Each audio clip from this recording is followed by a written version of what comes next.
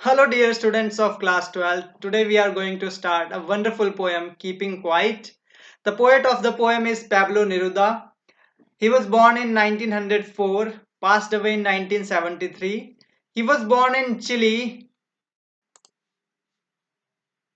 He won the Nobel Prize for Literature in the year 1971. So, Nobel Prize for Literature. So, he must be someone very great in writing, someone very special in writing. In this poem, Neruda talks about the necessity of quiet interception and creating a feeling of mutual understanding among human beings. So इस poem के अंदर Neruda talks about, वो बात कर रहे हैं the necessity, जरूरत की of quiet interception, कि हमें एक शांत आत्मनिरीक्षण करना चाहिए, अपने अंदर झांकना चाहिए, अंतर्दर्शन करना चाहिए and creating a feeling of mutual understanding. और बात कर रहे हैं कि हमें क्रिएट करनी चाहिए एक आपसी समझ अमंग ह्यूमन बींग्स, मनुष्यों को आपस में एक दूसरे के प्रति आपसी समझ पैदा करनी चाहिए। इस पोएम को पढ़ते हैं और जानने की कोशिश करते हैं किस आपसी समझ की और किस इंटरसेप्शन की पैब्लो नेरुदा बात कर रहे हैं। Before you read, what does the title of the poem suggest to you? Poem का जो टाइटल है वो सुनकर के आपको कैसा लगता है? What do you think the poem is about? What do you think the poem is about? आप क्या सोचते हैं कि ये पोएम किस बारे में है? चलिए पढ़ते हैं। पहले बता दूं आपको कि ये पोएम जितना, अगर आपने पहले पढ़ी है तो आपको बहुत इजी लगेगी, सब कुछ इजीली समझ में आ जाएगा, पर हर किसी वर्ड के पीछे गहरा साहित्य है, गहरी कहानी है, गहरी व्याख्या है। So let's start. Now we will count to 12 and we will all keep still. अब हम 12 तक गिनेंगे and we will all keep still, और अब हम सब शांत बैठेंगे। बहुत इजी जो ट्रांसलेशन है इन दो लाइंस की है, पर इसके पीछे गहरी व्याख्या है। काउंट टू 12 का क्या मतलब है, मैं आपको इसके सामने एक एक्सप्लेनेशन लेकर के आ रहा हूं, समझने की कोशिश कीजिएगा। एक स्टोरी से समझाता हूं आपको। एक फादर हैं अपने डेथ बेड पर, वो बिल्कुल मौत के करीब हैं। वो अपने छोटे बेटे को बुलाते हैं, एक ही उनका बेटा है, वो छोटा है अभी, उसको बुलाते हैं और उसको कहते हैं कि मेरे पास तुमको देने के लिए कुछ नहीं है, ना कोई जायदाद है, ना कोई मैंने बहुत धन इकट्ठा किया है, पर मैं तुम्हें आज एक सेंटेंस दे रहा हूं। अभी तो तुम छोटे हो, याद रखना सेंटेंस को, पर जिस दिन तुम बड़े हो जाओगे उस दिन इस सेंटेंस को समझने की कोशिश करना और उसके आधार पर अनुसरण करना। और सेंटेंस क्या होता है, वो है, इफ समवन क्रिएट्स एंगर और greed in you, tell that person that I will come after 24 hours to answer you, और tell yourself to answer after 24 hours. मेरे साथ दोबारा दोहराइए। इफ समवन क्रिएट्स एंगर और greed in you, tell that person that I will come after 24 hours to answer you. Actually इसमें कुछ और चीजें मैं जोड़ना चाहूंगा। Number 1 anger, number 2 grid, number 3 excitement. अगर ये तीन चीजें कुछ भी आपके अंदर क्रिएट कर रहा है तो आपको एकदम से रिएक्ट नहीं करना है। You have to take some time and then react on it. हम दरअसल क्या करते हैं, बाहर से कोई भी हमसे बुरे तरीके से व्यवहार करता है, एकदम से हम स्पिल आउट हो जाते हैं, एकदम से एंगर हो जाते हैं। बिल्कुल वैसे ही जैसे कि एक लाइट को या एक फैन को स्विच ऑन करने के लिए बटन दबाया जाए और फैन चलना शुरू कर दे। बाहर से कोई चीज आपको नाराज करती है, आप एकदम नाराज हो जाते हैं, कोई बात बाहर से दुख, थोड़ा सा भी नाराजगी पैदा आपके कंफर्ट जोन की नहीं होती, आप अनकंफर्टेबल हो जाते हैं। बिल्कुल वैसे ही जैसे फैन का बटन दबाया जाए और आप एकदम से चालू हो जाते हैं। तो आप बिहेव करते हैं बिल्कुल एक यंत्र की तरह, एक मशीन की तरह। तो वही चीज पोएट आपको समझाने की कोशिश कर रहे हैं कि count to 12, wait a little bit, थोड़ा शांत हो जाओ, थोड़ा समय लो। This space between outer action, बाहर से आए हुए एक्शन और आपके रिएक्शन के बीच में थोड़ा सा स्पेस ऑफ टाइम होना चाहिए। उस स्पेस ऑफ टाइम में स्टिल हो जाओ, और वो स्टिलनेस बहुत स्पेस पैदा कर सकती है आपकी अंडरस्टैंडिंग को सुधारने के लिए। चलिए आगे पढ़ते हैं।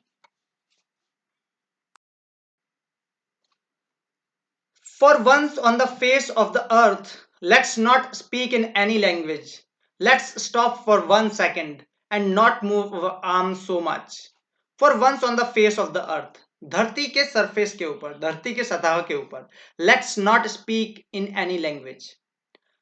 किसी भी भाषा में बात नहीं करते हैं. अब ये इस let's not speak in any language के दो मायने हो सकते हैं. एक तो जो हमारा इंटर कम्युनिटी जो कॉन्फ्लिक्ट्स होते हैं, कम्युनिटीज की जनरली अलग अलग भाषा होती हैं और वो अपनी अपनी कम्युनिटी के बारे में बात करते हैं, उनकी डिमांड्स के बारे में बात करते हैं, उनका फेवर रखते हैं और वहां से कॉन्फ्लिक्ट क्रिएट होते हैं.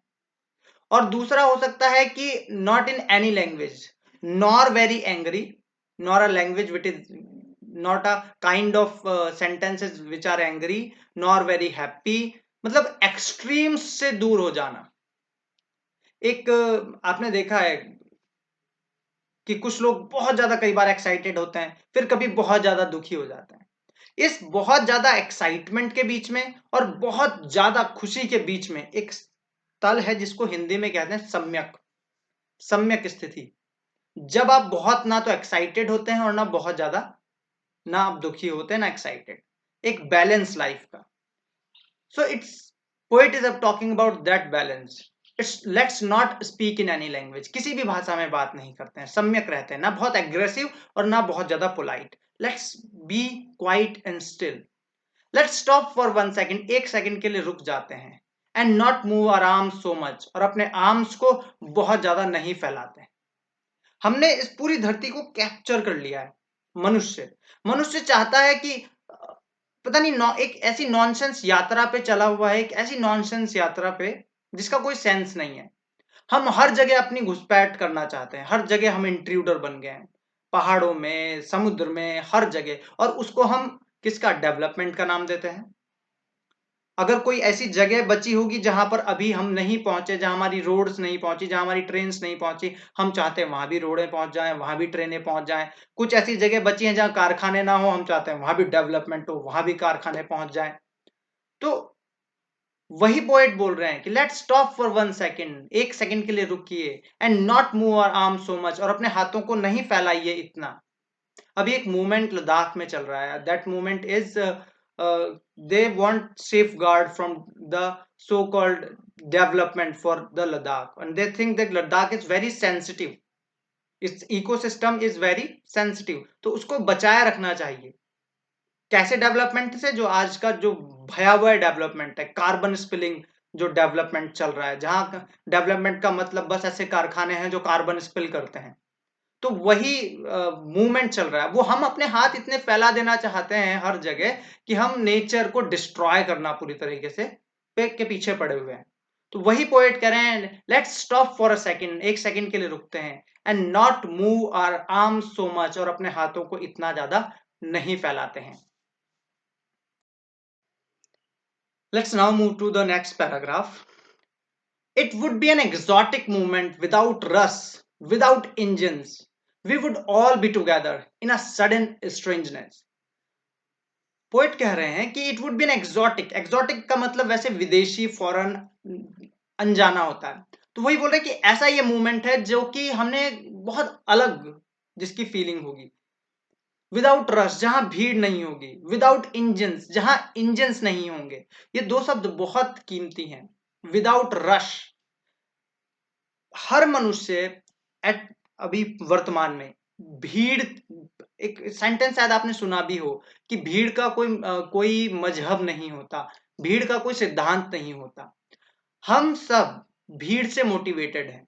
आजकल सोशल मीडिया में जो भी ट्रेंड्स चलते हैं, जो भी कहानियां चलती हैं, जो भी स्टोरीज चलती है, जो भी न्यूज चलती हैं, वो एक तरीके से मॉब है, एक भीड़ बढ़ी चली जा रही है जिसका कोई लॉजिक नहीं है, जिसका कोई सेंस नहीं है. कुछ ग्रुप ऑफ पीपल के द्वारा क्रिएट किए गए कुछ न्यूज़ और कुछ उनकी विचारधारा पूरी तरीके से हाईजैक कर लेती है बहुत बड़े मॉब को, बहुत बड़ी भीड़ को. और कोई एक छोटा सा इवेंट जो देश में कहीं घटित हुआ है, वो पूरे देश को कैप्चर कर लेता है. तो ये क्या है, विदाउट रश. ये जो रश है, इस रश को स्टॉप करने की जरूरत है, इस भीड़ को स्टॉप करने की जरूरत है. विदाउट इंजन्स, ये इंजन्स भी एक बहुत बड़ा शब्द है. हम every one of us, why are we moving? Just think about it. क्या हम अपनी इच्छा के अनुसार मूव कर रहे हैं? क्या हम अपनी इच्छा के अनुसार बढ़ रहे हैं? I don't think so. आप बिल्कुल, अभी मैंने थोड़ी देर पहले आपको यंत्र वाली बात बताई थी ना, कि आप एक मशीन है, आप एक इंजन है, कोई बटन दबाता है, आप चलना शुरू कर देते हैं। वैसे ही आप लोगों की मेंटेलिटी, लोगों की विचारधाराओं के आधार पर चल रहे हैं। एक भीड़, ग्रुप ऑफ पीपल की ने विचारधारा आपके दिमाग में भर दी है और उसके आधार पर आप चल रहे हैं, बिल्कुल इंजन की तरह। मैं आपको एक छोटा सा एक इमेज दिखाता हूं। This is a snake biting its tail. ये एक सांप है जो अपनी अपनी टेल को खा रहा है।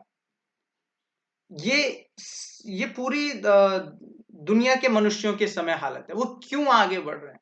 आप डेवलपमेंट करना चाहते हैं, ठीक है, आप एक ऐसे जाल में, ऐसे चक्कर में फंसे हुए हैं कि आप डेवलपमेंट करना चाहते हैं। किस लिए? कि आपकी जिंदगी और अच्छी हो जाए, आपकी जिंदगी और बेहतर हो जाए। और उसके रिजल्ट में आप क्या करते हैं? ज्यादा कार्बन स्पिल करते हैं, आप ज्यादा पोल्यूशन करते हैं, आप ज्यादा वाइल्ड लाइफ को इफेक्ट करते हैं, आप नेचर को इफेक्ट करते हैं, ग्लोबल वार्मिंग पैदा करते हैं। और लाइफ खराब किसकी हो रही है? आप ही की खराब हो रही है।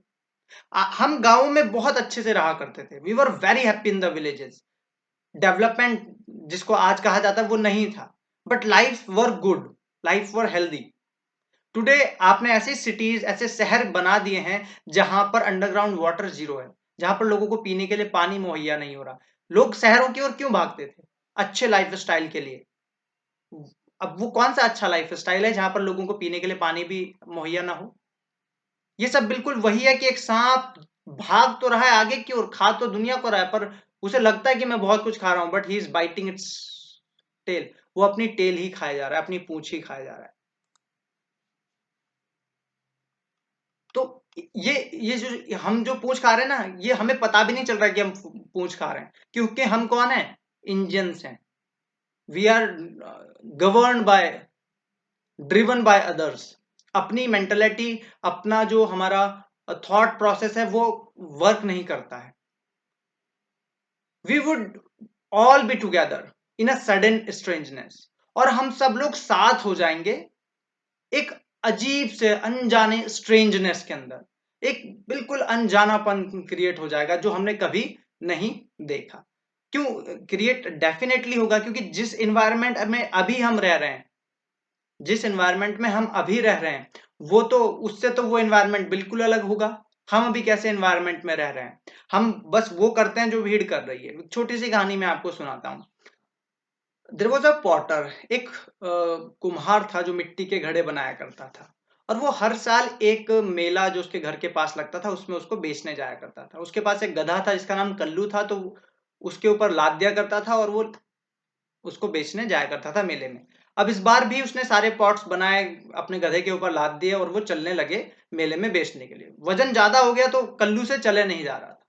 अब जो कुम्हार है वो बोलता है कि चल भाई कल्लू, चल भाई हरिया, चल भाई रामू, चल भाई कल्लू, चल भाई हरिया, चल भाई रामू। अब जो कल्लू है वो थोड़ा आगे चलता, अब उसकी हालत गिरने जैसी हो जाती। फिर जो उसका मालिक है वो बोलता है चल भाई कल्लू, चल भाई रामू, चल भाई हरिया। और फिर थोड़ा सा आगे चलने लग जाता कल्लू। अब उसके बगल में एक व्यक्ति और जा रहा था। उसने कहा कि ये कर क्या रहा है, ये जो पॉटर है, ये कुम्हार कर क्या रहा है? इसके पास केवल एक गधा है जिसका नाम कल्लू है, और ये 4 5 6 जो नाम साथ में ले रहा है, क्यों ले रहा है?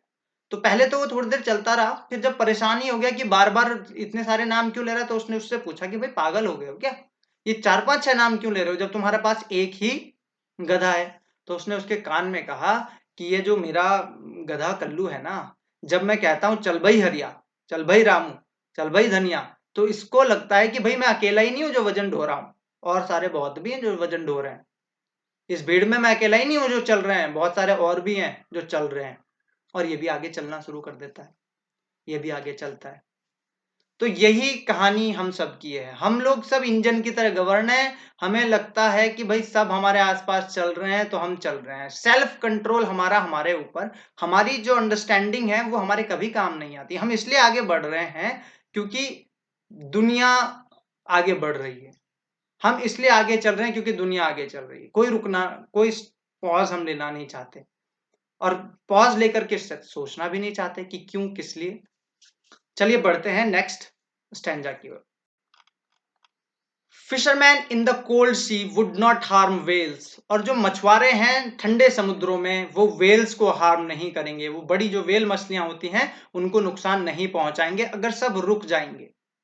And the man gathering salt, और जो मनुष्य जो सॉल्ट इकट्ठा कर रहे हैं, would look at his hurt hand, वो अपने हर्ट हैंड्स को, जो उसके हाथ जो दुख गए हैं उसको उसकी ओर देखेगा।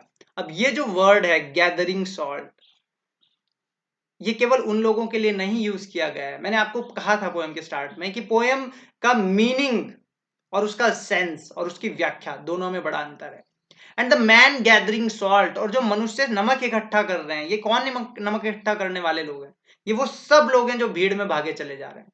सबको लगता है कि वो बहुत मिठाइयां इकट्ठा कर रहे हैं, वो बड़ा धन इकट्ठा कर रहे हैं, बहुत रुतबा नाम शोहरत इकट्ठा कर रहे हैं, और शोहरत और रुतबे के लालच में बस भागे चले जा रहे हैं, उस नेम फेम के पीछे भागे चले जा रहे हैं। बट उनको नहीं पता कि दे आर गैदरिंग सॉल्ट, वो नमक इकट्ठा कर रहे हैं, और इस नमक को इकट्ठा करने के कारण they have hurt their hands, उन्होंने अपने हाथों को हर्ट कर दिया है। देयर हर्ट्स, हृदय वो भी हर्ट है। देयर हर्ट, अगर आप किसी गलत चीज को आप इकट्ठा करते चले जा रहे हैं तो आपका जो इनर पीस है, जो अंदर की अंदरूनी शांति है, वो तो आपने इकट्ठा की ही नहीं, वो तो आपको मिली ही नहीं। तो वही बात पोएट कह रहे हैं कि जिस भी भीड़ में आप भागे चले जा रहे हैं और जिसको आप सोच रहे हैं कि आप बहुत कुछ इकट्ठा कर रहे हैं, आप कुछ इकट्ठा नहीं कर रहे हैं, ना नाम, ना शोहरत, ना रुतबा, ना पैसा, आप यू आर गैदरिंग सॉल्ट, आप सॉल्ट इकट्ठा कर रहे हैं, waste. Would look at hurt hands, वो किसको देखेंगे? अपने हर्ट हैंड्स को देखेंगे, अपने दुखे हुए हाथों को देखेंगे।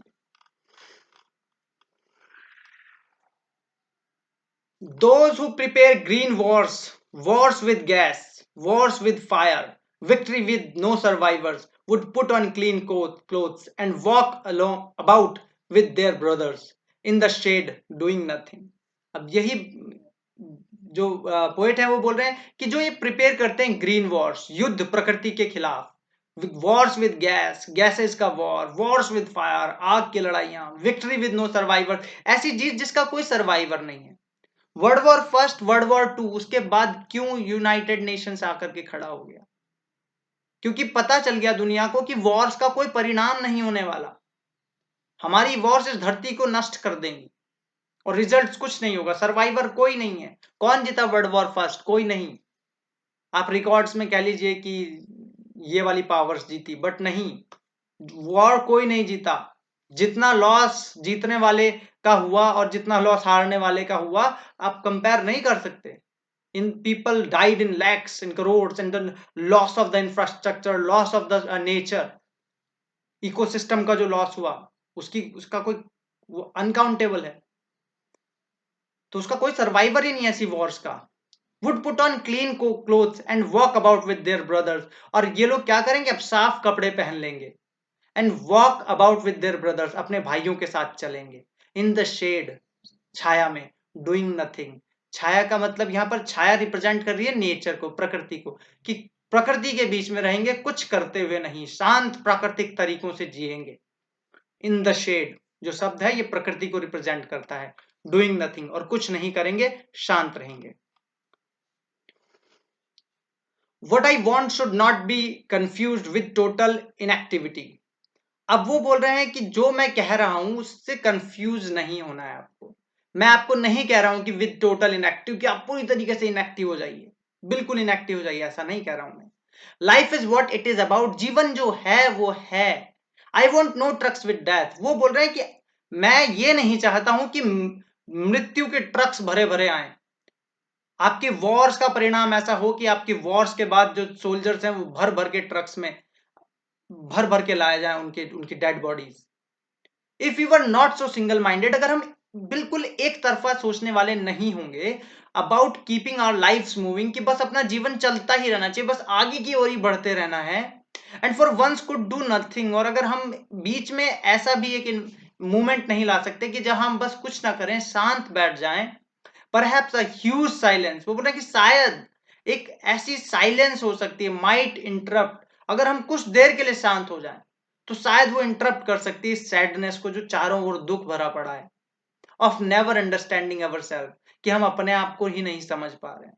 हम वाई आर वी फाइटिंग, एक देश दूसरे देश से लड़ रहा है, सालों से लड़ रहा है और लड़ते ही जा रहा है और समस्याओं के कोई समाधान नहीं है, and soldiers are dying and people are dying, और हम कभी सोचते नहीं कि क्यों, why are they dying, why are we still in this. और दोनों ओर से कोई नहीं सोचता, दोनों ओर के लोग बस बढ़े चले जा रहे हैं, और हम ये जो सैडनेस क्रिएट हो गई है, इसको इंटरप्ट कर सकता है एक साइलेंस, अगर हम कुछ देर के लिए शांत बैठे, end of threatening our self with death, और हम शायद अगर हम कुछ देर के लिए शांत बैठेंगे तो ये जो डेथ का जो डिजास्टर चारों ओर चल रहा है, इसको रोका जा सकता है। परहैप्स, शायद, the earth can teach us, जो धरती है वो हमें सिखा सकती है, as when everything seems dead, कि जब सब कुछ डेड, मृत फील होता है, सब कुछ जब खत्म सा महसूस होता है, and later proves to be alive, और बाद में वो जीवित दिखता है हमें। इसका क्या एग्जाम्पल है? अब ये देखिए, कुछ वेदर्स यहाँ पर कंपेयर किए गए हैं। ये जो है, ये विंटर्स है, जो ट्रीज हैं वो पूरी तरीके से डेड हो जाते हैं, पर विंटर्स के बाद एक बसंत आता है, जब ये जो ट्रीज हैं वो खिलखिलाते हैं, फिर रेनी सीजन आता है, जब जो पेड़ हैं वो क्या है, फिर से ब्लॉसम करते हैं, फिर से हरे हो जाते हैं। एक सर्कल है जो चलता रहता है, चलता रहता है, जिसमें बीच का एक साइलेंस प्रकृति लेती है, एक विराम लेती है, और फिर से जीवित हो उठती है। तो वही चीज पोएट बोल रहे हैं कि हम इससे बहुत कुछ सीख सकते हैं, ये अर्थ हमें सिखा सकती है, ये सर्कल सिखा सकती है कि साइलेंस की कितनी अहमियत हो सकती है। Now I will count up to 12, और पोएट बोल रहे हैं कि now I will count up to 12 and you keep quiet and I will go, आप चुप हो जाएंगे, आप शांत रहेंगे, एंड आई विल गो, और मैं चला जाऊंगा। My dear students, this poet Pablo Neruda, that's why he won this Nobel Prize, because his poets are a miracle.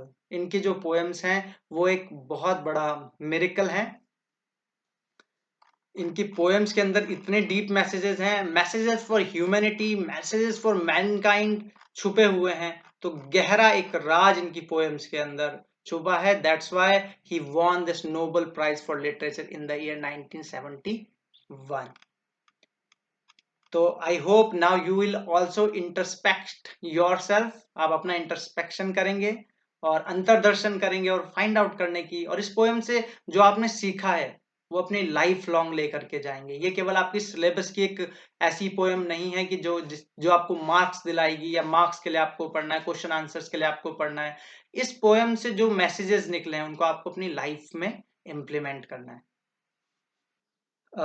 Now your work for this poem is to find out the literary devices of this poem. There are many literary devices used by Pablo, so you can go for these literary devices, find them out, and this is your homework. And the question and answers of this poem, there is one word, invoke, जिसका मतलब होता है आह्वान करना। What symbol from nature does the poet invokes to say that there can be life under apparent stillness? So this word is ahvan karna. So you have to do all these question and answers. If you'll have any problem, you can comment down the video directly. You can contact me. I would like to help you.